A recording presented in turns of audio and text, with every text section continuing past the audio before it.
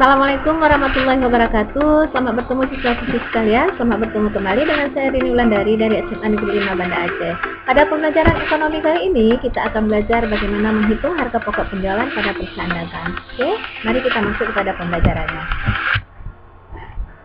Sebelum kita mengenal lebih jauh tentang harga pokok penjualan dan bagaimana menghitung harga pokok penjualan, saya akan membawa kalian kepada ilustrasi sederhana ini.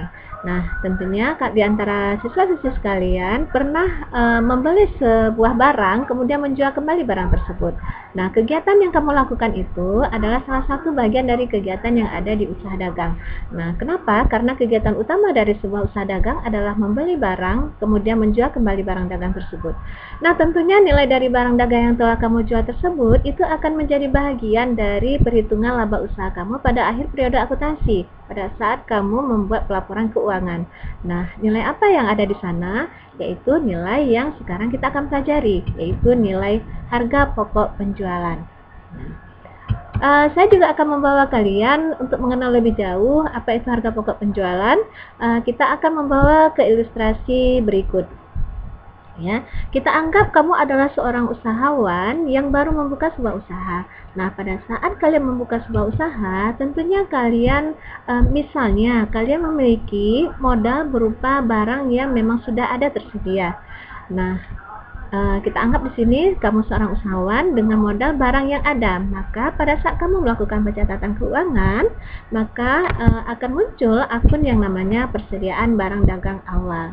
Nah, itu persediaan barang dagang awal itu ada pada awal periode, yaitu misalnya pada tanggal 1 Januari 2019.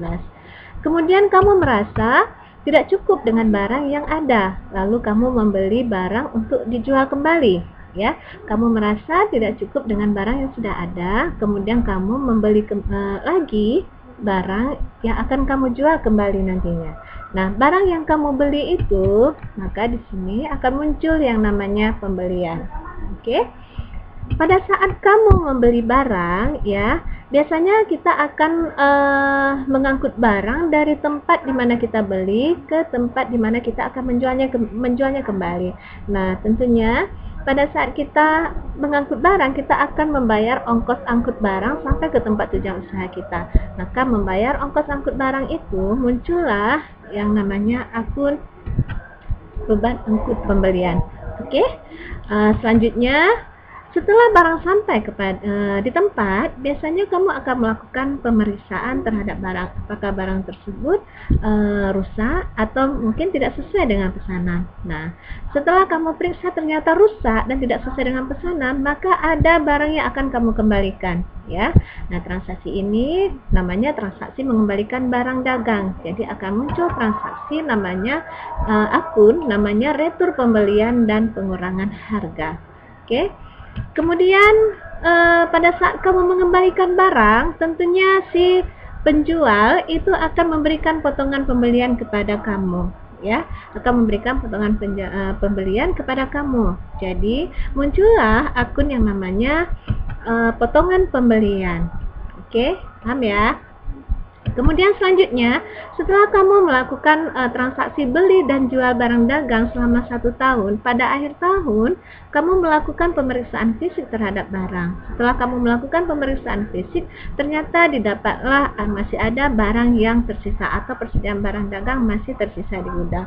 Maka akun yang muncul adalah persediaan barang dagang akhir, yaitu pada akhir tahun. Kita anggap di sini 31 Desember 2019. Nah, ini akun-akun yang muncul, ya, akun-akun yang muncul pada saat kita melakukan transaksi mulai dari beli kemudian jual, ya. Inilah yang namanya harga pokok penjualan. Jadi ini unsur-unsur yang ada dalam perhitungan harga pokok penjualan. Jadi persediaan barang dagang awal yang kamu miliki pertama sekali akan kamu tambah dengan pembelian kamu, kemudian kamu akan tambahkan dengan beban angkut pembelian kamu, kemudian barang yang kamu kembalikan tentunya akan kamu kurangi, ya, dengan retur pembelian, kamu mendapatkan potongan pembelian, kamu kurangi dengan potongan pembelian.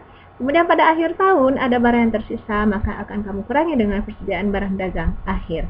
Nah, inilah yang namanya harga pokok penjualan. Bagaimana? Paham ya? Nah, sekarang kita bisa simpulkan bahwa harga pokok penjualan itu apa? Harga pokok penjualan adalah persediaan barang dagang awal ditambah pembelian bersih dikurangi persediaan barang dagang akhir. Kita sering menyebut harga pokok penjualan itu dengan sebutan harga pokok barang yang dijual. Oke. Nah, harga pokok penjualan ini ya, atau biasanya sering disebut dengan HPP. Jadi nanti kamu kalau menjumpai kata-kata HPP dalam soal, jangan bingung karena HPP itu adalah harga pokok penjualan ya. Jadi harga pokok penjualan ini ya kita akan jumpai nanti di mana? Ya, akan kita jumpai pada laporan laba rugi kita. Jadi pada saat kita menghitung laba usaha kita di akhir periode, kita akan menemukan bentuk laporan harga pokok penjualan seperti ini ya. Jadi di sini bisa kita lihat bersama, dimulai dari adanya persediaan barang dagang awal, kita anggap di sini 4 juta. Kemudian kita melakukan pembelian ya, Rp2.500.000. Pada saat kita membeli, kita mungkin akan membayar beban angkut pembelian sebesar Rp150.000 ya. Jadi Rp2.500.000 ditambah Rp150.000, Rp2.650.000. Kemudian kita kurangi dengan retur Rp200.000, kemudian dikurangi dengan potongan pembelian Rp150.000 ya. Oke, jadi pembelian bersih kita adalah pembelian ditambah dengan beban angkut dikurangi retur dikurangi potongan pembelian, maka kita akan peroleh pembelian bersih kita. Oke. Kemudian dari pembelian bersih yang sudah kita peroleh ditambah dengan persediaan barang dagang yang pertama sekali ada atau persediaan barang dagang awal, maka kita akan peroleh barang yang tersedia untuk kita jual. Di akhir tahun setelah kita melakukan pemeriksaan, ternyata ya didapati persediaan barang dagang akhir sebesar Rp3.300.000 ya, Rp3.300.000. Maka kita akan kurangi dengan barang yang tersedia untuk dijual, diperolehlah yang namanya harga pokok penjualan.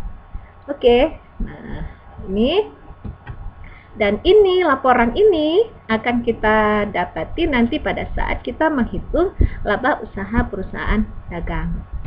Oke, kita lanjut. Berdasarkan laporan yang sudah kita tampilkan tadi ya, jadi ini laporan yang sudah ditampilkan tadi, maka kita bisa dapati rumus-rumus sebagai berikut ya. Jadi kamu nanti bisa para siswa itu biasanya ada siswa yang bisa menghitung harga pokok penjualan melalui laporan, tetapi ada siswa yang tidak mampu menganalisa melalui laporan. Jadi mungkin dia akan mengandalkan daya ingatnya atau hafalannya. Jadi dia mungkin akan menghafal rumus-rumus ya. Jadi di sini kita akan tampilkan rumus-rumus yang diturunkan dari laporan harga pokok penjualan ini ya. Oke, jadi kita bisa rumuskan. Yang pertama, harga pokok penjualan yaitu mulai dari sini ya. Jadi harga pokok penjualan ini diperoleh dari persediaan barang dagang awal ditambah pembelian bersih kita ya, dikurang persediaan barang dagang akhir ya. Jadi persediaan barang dagang awal ditambah pembelian bersih dikurang persediaan barang dagang akhir, diperolehlah harga pokok penjualan. Oke, jadi ini rumus yang pertama. Kemudian naik ke atas. Barang yang tersedia untuk dijual ya, dari mana kita peroleh ini? Ya, oke. Barang yang tersedia untuk dijual ya, ini kita peroleh dari persediaan barang dagang awal kita ya, ditambah dengan pembelian bersih kita. Jadi persediaan barang dagang awal ditambah pembelian bersih, maka kita peroleh barang yang tersedia untuk dijual. Kemudian yang ketiga, langsung naik ke atas ya. Pembelian bersih kita peroleh dari pembelian kita ya, ditambah dengan beban angkut. Oke, jadi ini hasilnya ya, dikurang retur pembelian, dikurang potongan pembelian. Jadi kita peroleh pembelian bersih kita. Oke, pembelian bersih sama dengan pembelian ditambah beban angkut pembelian, dikurang retur pembelian dan potongan pembelian. Oke, jadi ini rumus yang perlu kalian ingat dan pahami gitu. Jadi tidak perlu dihafal, dipahami, kemudian diingat tentunya. Oke, nah kita lanjut. berdasarkan rumus-rumus tadi, maka kita bisa melihat bahwa unsur dari harga pokok penjualan adalah adanya persediaan barang dagang awal, kemudian adanya pembelian, adanya beban angkut pembelian, ya, adanya retur pembelian dan pengurangan harga, adanya potongan pembelian, dan adanya persediaan barang dagang akhir. Dan ini semua ada pada harga pokok penjualan. Ya, jadi persediaan barang dagang awal tambah pembelian bersih dikurang dengan persediaan barang dagang akhir. Ya, jadi unsur-unsur ini ada di dalam perhitungan harga pokok penjualan. Oke, kita coba lihat ke soalnya. Baiklah, mari bersama kita perhatikan soal berikut. Berikut adalah data keuangan perusahaan dagang Sukses Abadi per 31 Desember 2018.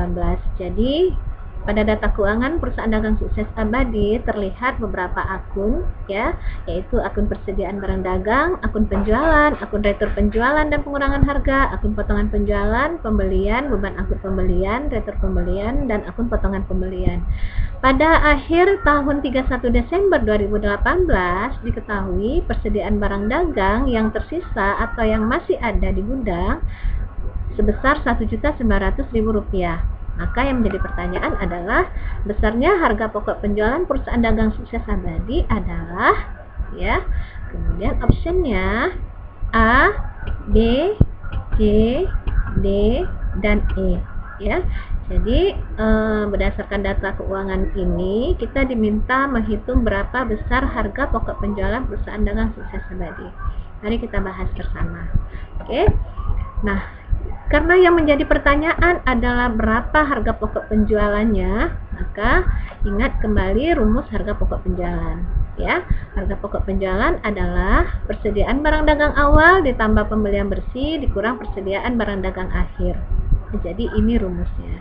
Harga pokok penjualan atau HPP sama dengan persediaan barang dagang awal ditambah pembelian bersih dikurang persediaan barang dagang akhir.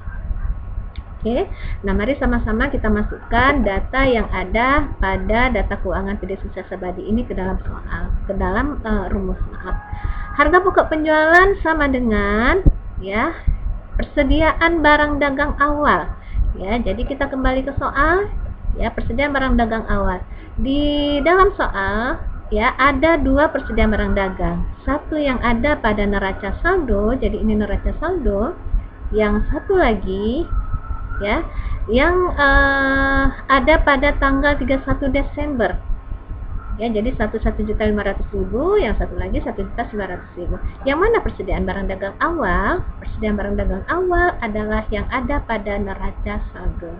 Jadi ini persediaan barang dagang awal dan ini adalah persediaan barang dagang akhir. Ya, jadi kalian harus bisa membedakan yang mana persediaan barang dagang awal dan yang mana persediaan barang dagang akhir. Oke. Jadi persediaan barang dagang awal 1.500.000 ditambah pembelian bersih. Ya, sekarang kita perhatikan kembali ke soal. Pembelian bersih pada soal yang ada hanya pembelian, ya. Jadi ingat, kalau pada soal tidak ada kata-kata bersih, ya, tetapi masih ada di sini beban angkut pembelian, retur pembelian, dan potongan pembelian, berarti pembelian ini masih kotor. Jadi kita harus menghitung terlebih dahulu berapa pembelian bersihnya. Oke, jadi pembelian bersih belum diketahui, ya. Dikurang persediaan barang dagang akhir. Kita kembali ke soal persediaan barang dagang akhir tadi 1.900.000. Jadi masukkan 1.900.000. Ya. Nah, karena pembelian bersih belum diketahui, ya, maka kita harus mencari terlebih dahulu pembelian bersihnya. Ya, karena kalau misalnya yang ditanya harga pokok penjualan tapi salah satu unsur lainnya di dalam rumus tidak diketahui, berarti kita harus mencari terlebih dahulu pembelian bersihnya. Pembelian bersih sama dengan pembelian baik itu kredit dan tunai ditambah beban angkut pembelian dikurang retur pembelian dikurang potongan pembelian. Kita masukkan satu persatu datanya. Pembelian, perhatikan ke soal. Pembelian di sini besarnya Rp7.500.000, ya. Jadi kita masukkan Rp7.500.000 ditambah beban angkut pembelian. Ya, lihat lagi ke soal, beban angkut pembelian 600.000. Ya, masukkan ke dalam rumus Rp600.000. Dikurang retur pembelian. Ya, kita lihat lagi ke soal.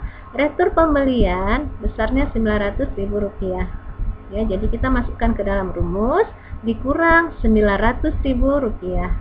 Dikurang lagi, ya, dikurang potongan pembelian. Ya, jadi kembali ke soal.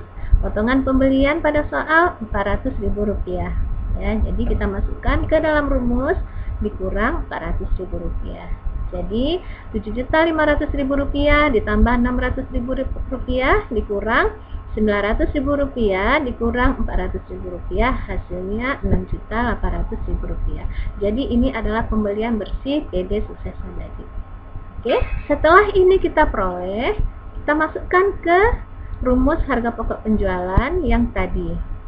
Ya, jadi Rp1.500.000 ditambah pembelian bersih yang sudah kita peroleh Rp6.800.000 dikurang Rp1.900.000. Jadi hasilnya Rp1.500.000 ditambah Rp6.800.000 dikurang Rp1.900.000 sama dengan Rp6.400.000. Ya, jadi diperolehlah harga pokok penjualan PD Sukses Abadi besarnya Rp6.400.000. Nah, kita kembali ke soal.